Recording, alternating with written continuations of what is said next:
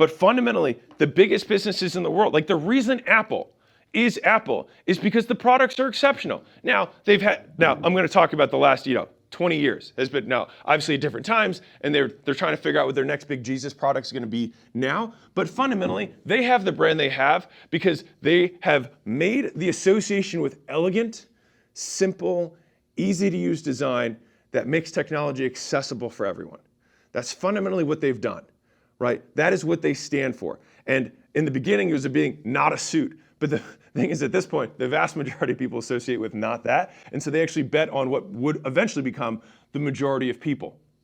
And so they fulfilled their promise because their products are elegant. They are easy to use. They are sleek, right? They have all of those elements. And once people do buy from them, what happens?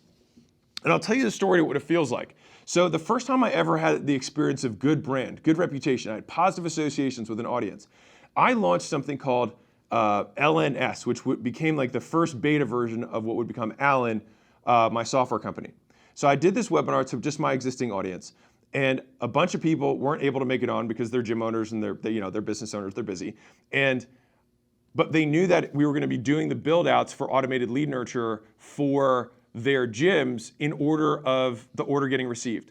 And so we had people calling in saying, hey, I missed the webinar. I have no idea what Alex is selling, but here's my credit card, just bill me. I'm in for whatever it is. And so think about the power of that, is that the only reason someone would behave that way is because they have a strong history of positive reinforcement with the brand. Is that every other promise that I had made up to this point for those people, I had delivered on more than they had paid. And so if someone just says, listen, here's the card, I know I'm gonna get my money's worth, just charge me so I can get in line sooner, that's where you wanna be.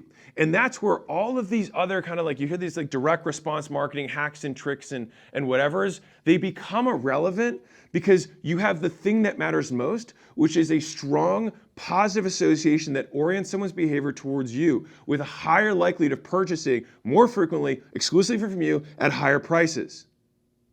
And this is why it's so important.